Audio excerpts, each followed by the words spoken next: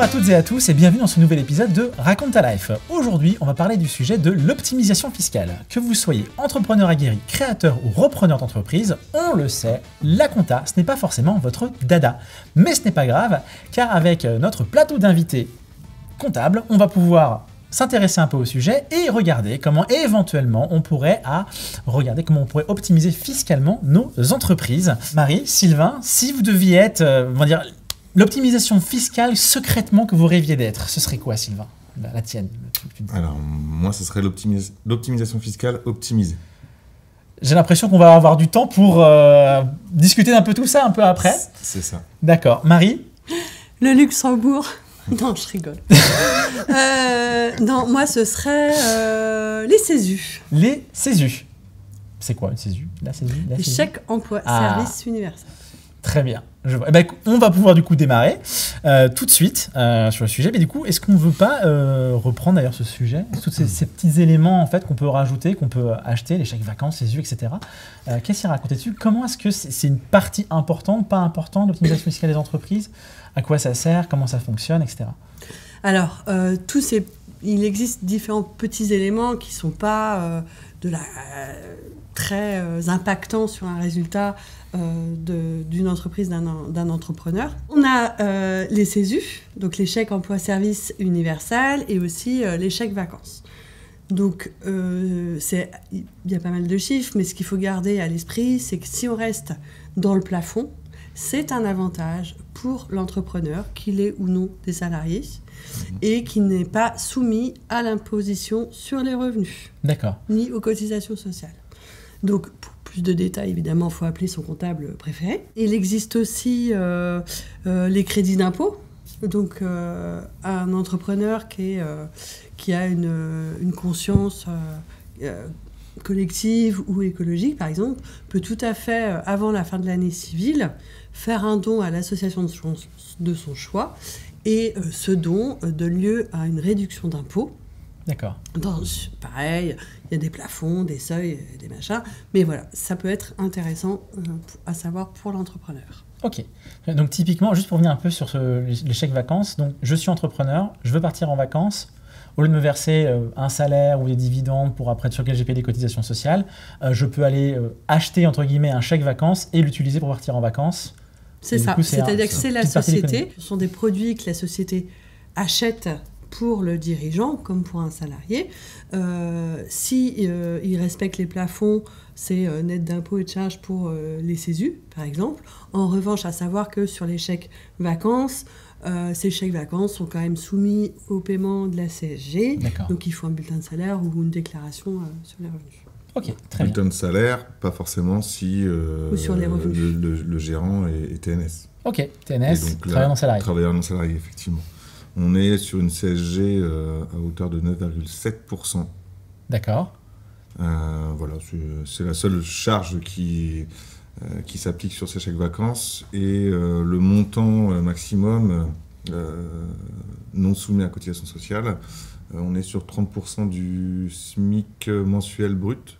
D'accord. Et donc du coup, en 2024, ça fait 530 €. Ok. Donc 530 €, c'est quand même significatif. D'accord. Donc on ne peut pas faire n'importe quoi, il y a quand même des plafonds respectés, et il y a un petit peu de cotisation à payer, mais ça reste plus avantageux que juste débourser, se payer des dividendes ou un salaire. Exactement. Et après payer ses vacances. Mais on peut prendre plus, on peut prendre plus que 530 €, mais par contre, du coup, ça sera soumis à charge sociale. D'accord, donc ça devient moins intéressant. Voilà, exactement. Okay. Est-ce qu'il y a d'autres choses, Sylvain, petite optimisation, petite ou grosse Alors, petite, oui, il y a la formation. La formation du dirigeant, notamment dans les métiers de l'IT où ça bouge tout le temps, il y a toujours de nouvelles choses.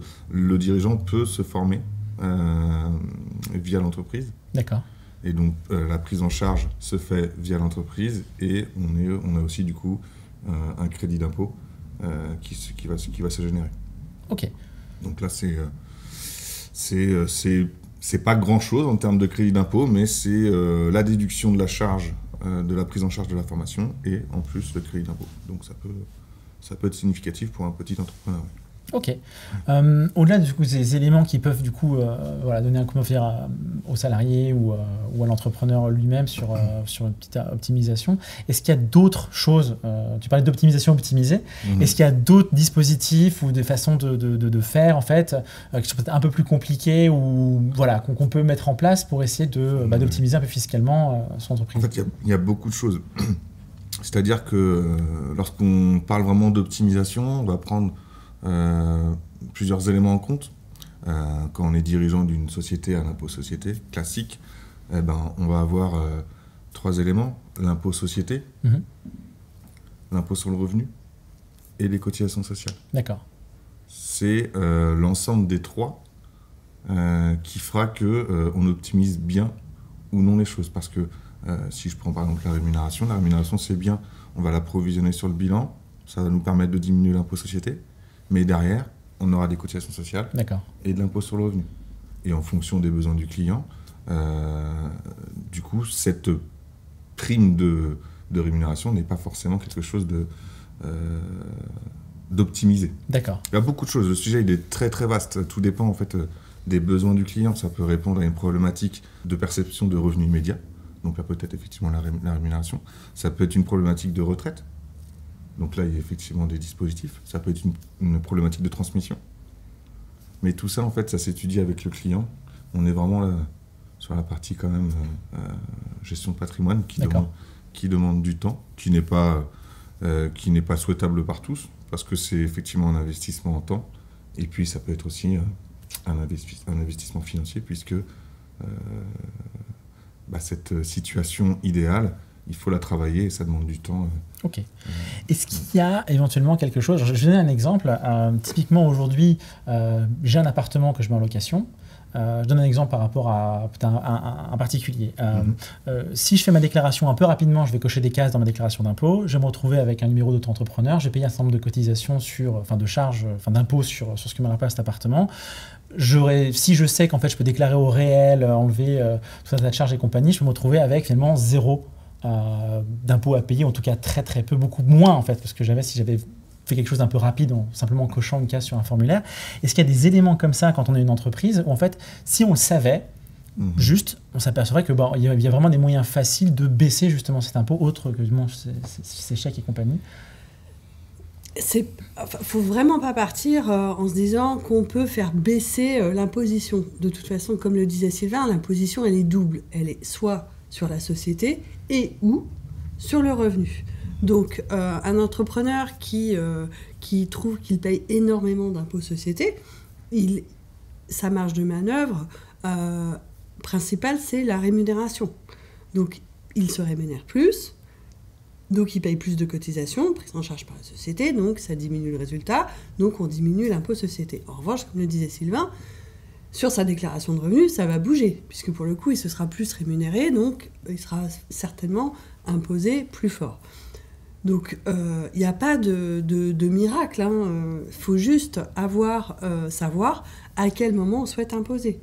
Si on veut être imposé sur le revenu, ou si on préfère que ce soit la société qui le soit, et laisser l'argent dans la société pour pouvoir ensuite le prendre au moment opportun, par exemple pour l'achat de sa résidence principale, ça peut constituer un apport, c'est-à-dire que le dirigeant va le sortir en rémunération ou en dividende. Lui sera imposé personnellement, mais pour les bonnes raisons. D'accord ? Voilà, donc tout ça, c'est vraiment au cas par cas et en fonction de l'avis du dirigeant. D'accord. Est-ce qu'il y a un statut d'entreprise ? On parlait dans d'autres épisodes de tout ce qui est SAS, SASU, URL. Est-ce qu'il y a des statuts qui sont pour lesquels il y a c'est plus facile d'optimiser fiscalement, ou il y a des choses en fait où on dit tiens en fait sur ce statut-là, on sait qu'il peut y avoir peut-être des zones grises ou autres qui permettent de payer beaucoup moins d'impôts. Là, c'est encore une réflexion sur, par contre ici, l'aspect cotisation sociale, puisque donc globalement il y a 2 types. On va retrouver globalement la SAS et puis la SARL. Donc un statut différent pour le gérant, donc TNS, ce que je disais tout à l'heure, travailleur non salarié, donc pour les EURL et SARL, et assimilé salarié pour les SAS. Et là, en fait, déjà, rien que ça, en termes de rémunération, on est sur un taux de cotisation sociale qui est complètement différent entre les deux. Globalement, en URL, on est sur un taux environ 40% de charges sociales. D'accord. Et sur les SAS, on est sur un taux qui va jusqu'à 75%, globalement. Donc il y a une grosse différence. Par contre, on va avoir le système des dividendes qui, lui, sera bien plus avantageux en SAS qu'en EURL. D'accord. Donc là aussi, c'est encore une réflexion importante à avoir dès le départ, à savoir sur quoi on va miser, parce que au final, les dividendes, ça peut être très rémunérateur, c'est assez peu coûteux en termes de cotisation, mais derrière, ça ne déclenche pas de cotisation retraite. D'accord, oui. Donc là, on rentre encore sur un aspect différent de l'optimisation. Donc il n'y a pas de solution miracle, il y a des solutions adaptées en fonction des projets de chacun. Ouais, d'accord. Par exemple, un entrepreneur qui est indépendant, qui travaille tout seul et qui fait un chiffre d'affaires moyen de 150 000 €, déduction faite de ses charges fixes et tout, la question c'est de se dire est-ce que cette activité sont ses revenus principaux ? Parce que quand on est tout seul, il y a un moment, le chiffre d'affaires, il est plafonné. On ne peut pas, à moins de travailler la nuit. Et pour le coup, quel type de société est le plus intéressant ? Si son but, c'est de profiter 100% du fruit de son travail, à ce moment-là, la SARL est très bien, parce qu'il sort le résultat en rémunération, on minimise l'IS, et il reste sur une imposition classique de dirigeant. Si on est sur un autre modèle où il y a des salariés, de la sous-traitance, et on atteint des 2 millions de chiffre d'affaires, par exemple, là, peut-être qu'effectivement, la SAS est plus intéressante, puisque le dirigeant peut maintenir une rémunération à son souhait en fonction de l'imposition de son foyer, constituer une réserve et faire des sorties en dividendes au moment opportun. En sachant que l'optimisation des dividendes, des 30%, la flat tax, ça n'a d'intérêt que si votre revenu personnel, le taux marginal de vos revenus personnels est supérieur à 30%. Si vos revenus ne sont pas dans cette tranche-là, la flat tax n'est pas une optimisation fiscale. On voit beaucoup d'entrepreneurs qui viennent vers nous, ah bah ouais, mais les dividendes, c'est intéressant, il y a la flat tax. Est-ce que vous êtes concerné par un taux marginal d'imposition à 30%. Et quand même... pas forcément tout le monde, quand on démarre en tout cas. Il faut regarder le barème des revenus, de la position personnelle, mais c'est quand même des gros revenus. Hein, donc, avant de l'atteindre, voilà. Très bien. Ok. Donc, ce que je comprends, c'est que finalement, l'optimisation fiscale des entreprises, ça reste extrêmement particulier suivant ce que l'entrepreneur a comme projet personnel, mais aussi d'entreprise. Donc j'imagine que la meilleure façon d'optimiser ça fiscalement, on ne peut pas vraiment faire de généralité, il faut voir un peu au cas par cas, en dehors des quelques choses qu'on a pu voir comme les chèques, vacances ou services. Est-ce qu'il y a d'autres choses, ou est-ce que ça peut être un peu la conclusion de cet épisode, que finalement le mieux c'est de discuter avec quelqu'un qui saura, parce qu'il a l'habitude, il ou elle a l'habitude de traiter ce genre de sujet ou, forcément, le mieux c'est de discuter directement avec la personne qui est compétente dans le domaine, mais on parle d'optimisation fiscale, on a le mot fiscalité, mais cette optimisation fiscale peut se faire par le biais de dispositifs sociaux.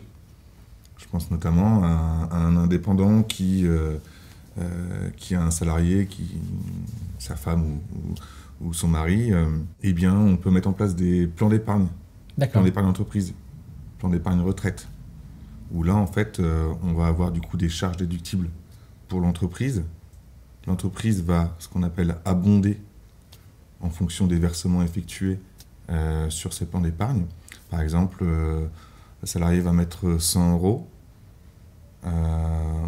L'abondement, il est entre 0 et 300%. Si on met par exemple 300%, du coup, l'entreprise, elle, va verser 300 € supplémentaires. D'accord. Ce qui fait que pour un investissement de 100 € pour le salarié, on va se retrouver sur une épargne à 400 €. Et ces 400 € là seront déductibles du résultat fiscal. D'accord. Donc moins d'impôts à payer aussi. Et quand on touche à cette épargne, c'est là où on va commencer à payer, ou est-ce que non, il n'y a pas de... Alors, tout dépend si c'est... alors là, on rentre vraiment dans le détail, mais sur le plan d'épargne entreprise, la sortie de ce plan d'épargne, donc déjà, les fonds sont bloqués pendant au minimum 5 ans. D'accord. Sauf cas exceptionnel, notamment l'achat d'une maison, donc c'est pas si exceptionnel que ça. Là, on est sur des sorties d'argent qui ne sont pas fiscalisées d'un point de vue personne physique. D'accord. Après, sur le plan d'épargne retraite, Les versements que les salariés vont faire sur le plan d'épargne, ils peuvent être déductibles du revenu fiscal de la personne physique. Mais là, c'est un choix. Il y a aussi une notion de seuil. Et en fonction de ce choix, au moment du versement, la sortie, soit en rente ou en capital, sera fiscalisée ou non. Mais là, on rentre vraiment... Oui, ça commence à devenir technique. Dans quelque chose d'assez technique. Et là, clairement, il faut aller contacter son comptable qui saura répondre à cette problématique. Qui a l'habitude et qui pourra accompagner sur ce genre de procédure. C'est le même principe que les Madelins. On connaît tous le Madelin pour les TNS. Enfin, la plupart. Les Madelins, ça va être là aussi en fait un contrat d'épargne retraite. Maintenant, ça s'appelle plus Madelin, ça s'appelle le PER. D'accord. Plan d'épargne retraite. Mais ce sont aussi des cotisations que le gérant va verser sur ce plan et qui seront déductibles du résultat fiscal de l'entreprise. D'accord. Et qui percevra à la retraite. D'accord. Et donc du coup, forcément, quand on se dit retraite, on se dit une TMI moins importante. TMI ? Taux marginal d'imposition. Merci. Quand on arrive à la retraite, on parle tous de ça, de comment on va vivre à la retraite. Forcément, on est sur une TMI moins importante. Donc les sorties d'argent qu'il va récupérer, elles sont fiscalisées, mais peut-être de façon moins importante que s'il avait effectué le versement directement dans sa vie active. Ok, très bien. Donc avantages sociaux pour les employés ou pour pour le dirigeant. Mais un peu de pas, avec encore des conditions, mais ça reste avantageux finalement. Beaucoup de conditions. Oui. Beaucoup de conditions. Parfait. Est-ce qu'il y avait un autre point, peut-être éventuellement ? La petite alerte que j'ai envie de faire, c'est que on se met pas à penser à une optimisation fiscale 2 mois avant sa date de clôture. Dans la précipitation, l'énervement, en disant exactement. Je vais payer du yes.